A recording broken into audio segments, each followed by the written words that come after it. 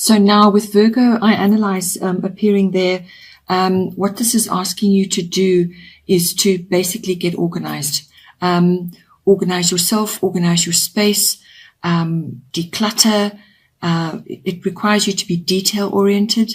So, so if you are, if you're the kind of person who is in the public space, or you're dealing with people on a daily basis, and what it's asking you to do is to come across in a very organized and analytical way, and to just organize your space, pay attention to detail. And this can also be for self-oriented interests, like your physical regime that you may want to start, or some physical activity that you want to launch yourself into. But it's basically how you present yourself to the world. Also, with Virgo, it requires for you to be fastidious with your health and diet. So take care of that.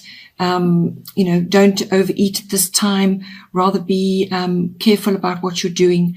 And if you have some bothersome ailments or issues that you feel you can address yourself, then Virgo is all about natural remedies and doing research and just finding ways and means to cope with whatever it is that you are, feeling in your body at this time, and how you want to, perhaps de-stress. Virgoans tend to worry as well. So perhaps if you are feeling stressed about things, then find ways to cope. Have a look at the natural remedies, and perhaps there's something in there for you. With a Virgoan influence, you can come across as highly strung.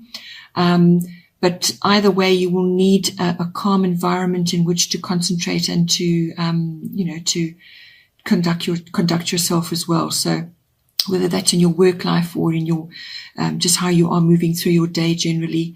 Virgoans can also be quite critical and nitpicky, so be careful that you're not coming across like that to others.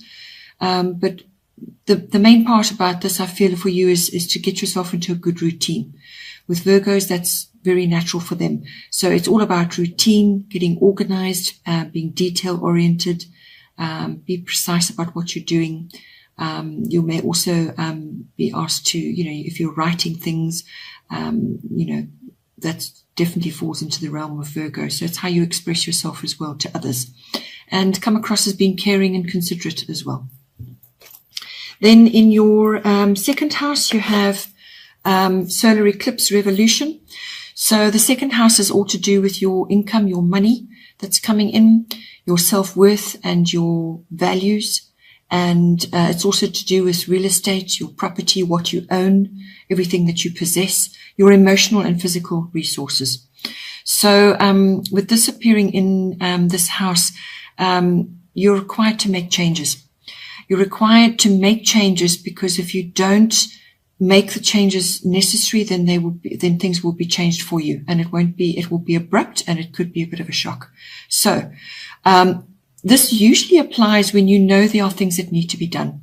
There are issues that you need to deal with, or just certain things that you need to address.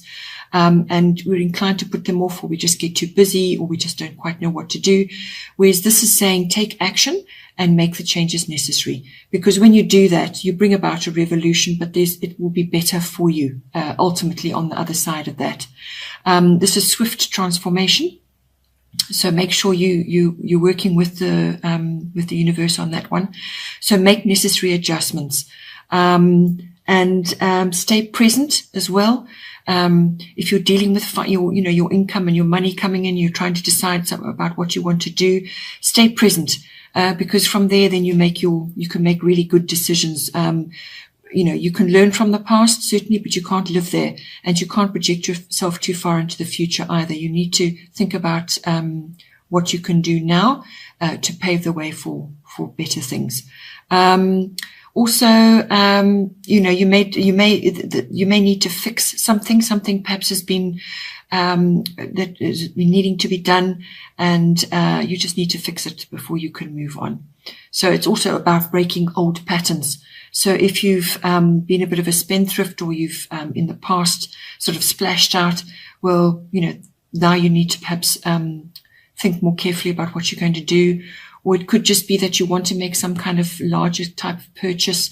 But also remember that the second house is about your values as well. So you may just be needing to change what you value now, your value systems, and what is worth, what your personal self-worth is, but also what the things that you own, what their worth is to you really in the long run. Then in the third house, we have Pluto, transformation. So your third house is everything to do with your communication. This is written, verbal, body language, exactly how you express yourself in all the different ways, whether it's social media or talking to somebody or writing things down, any form of communication whatsoever. This also rules documents, like contracts, that kind of thing. So now with Pluto transformation, it's exactly what it says there. You need to transform the way you communicate outwards to others now. So this could be linked to how you're expressing yourself now and your money that's coming in. Perhaps there's shifts and changes going on in the work that you do, or the people that you're dealing with. But there could be, something will be falling away, and it will be replaced with something else.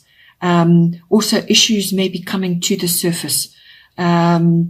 There could be a surprise element to it, but there's some kind of adjustment, or a renewal or a rebirth.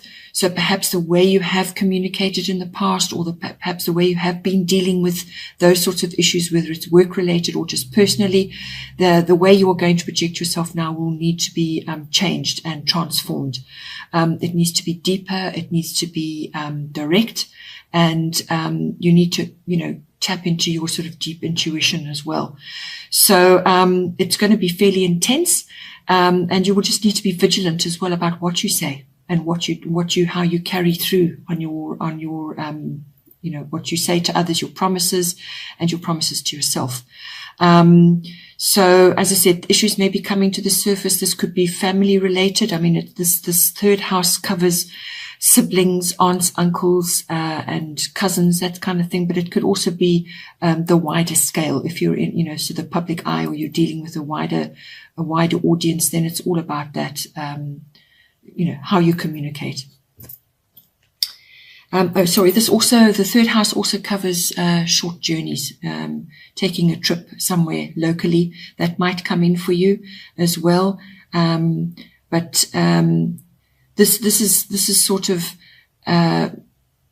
This is about perhaps letting go of something before and moving forward with something new. So you may be going somewhere new, or you may be changing where you go. Perhaps you've been going to the same places for years on end, and now you need to change something. So it can cover that as well. Then in the fourth house, you have the air element, which is communicating. Again, communication is strongly featured here. This could be, because it's in your fourth house, this could be related to your actual home, your physical home, or changes within your home, to the structure of the home.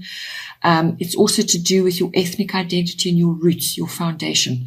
So with the air element there, it's everything to do with communication yet again. So, but it's also about thinking. It's applying mental faculties to your situation. So you're going to need to think things through, make a thorough assessment, think of the bigger picture as well. So take into consideration where you are now and where you want to go in the future. Perhaps you want to change, if you're dealing with some kind of transformation and it involves contract, it could be to do with property.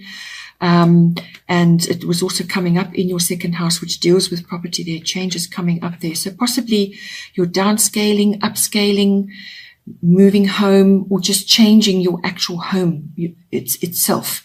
Whether it's the structure, you could be upgrading technology in your home, because the air element governs all technology, or it could just be electronics, something to do with that in your home. And so it's not emotional. So don't make decisions based purely on emotional decisions. You need to actually clarify your intentions, clarify what it is you actually want and need. And then also be honest. Be honest about looking at your surroundings, your home, what needs to be changed, what you can change there adequately. You need to weigh your options up. If you're changing the interior home or the exterior of the home, you can bring in, as I said, technology, but it's also about being inventive. The air element is an intellectual element.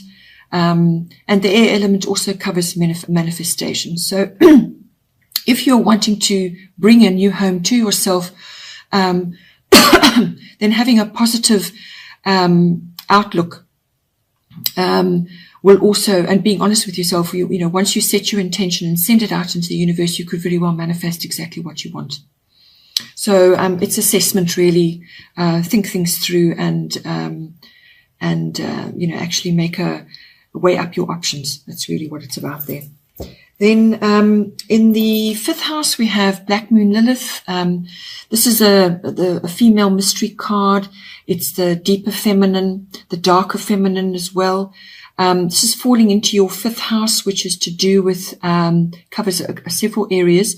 It covers children, so your children or other children that you're exposed to. It also covers creativity in your creative projects, or just how you are in your you know, your world, whether it's work related or just hobbies that you do at home, but it's your creativity. It's also about love affairs, and this is highly indicated with this card, and recreation and having fun of all kinds. So this is a very seductive, mysterious card. As I said, it's the deeper feminine. So you could be entering a love affair, or you could be involved somehow.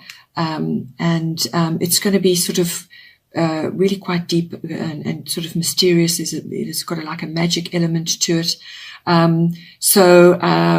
Yeah, there's sex, there's seduction, there's all of that coming with this card. If that's not your situation and you're dealing with the other two areas, which could be, as I say, creativity or your children, you may find that your children are, you know, if you've got an older child and is now starting to date and so on, they may be going through that, and you're experiencing that through their eyes. But it can also bring a bit of rebelliousness and a bit of wildness, it's a strong feminine card. So there's a strong feminine influence here, whether you're bringing that into your relationship with your children or into your creativity, however it's coming in. But it's about standing your ground as well, and being strong. And sometimes you may feel like you're going it alone a little bit, that you know, standing against others' opinions and so on.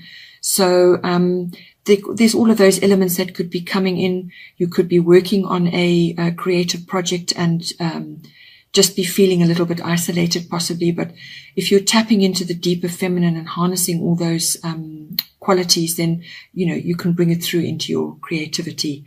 It's the deeper feminine strength. It's also the darker feminine. So it's also about not making decisions based on fear or anger. So you may be having to make decisions in any one of those areas, or you're going to be experiencing it somehow through your children or through a love affair. So there's all of those elements coming in. Then the 6th house, you have Gemini, which is I think. So your 6th house is all to do with your work projects, your work colleagues, your workplace, and your daily routine there. It's also about mastery of your craft, whatever it is that you do. And it's about health and about diet and also pets. So with Gemini, I think you have yet another communication card coming in. So this is coming in very strongly for you this month. And there seem to be changes across the board here right the way. And each one is kind of feeding into the other. So really it depends on how you project yourself now, what you're doing about your income and your values, how you're going to communicate that. And it's going to literally follow you from your home right the way through your chart. So with this in the workplace, it may be this that's triggering changes, or just a change of home or something that's occurring. Or it could be possibly that you're something that you're reaching for, and that is going to have other effects, knock-on effects.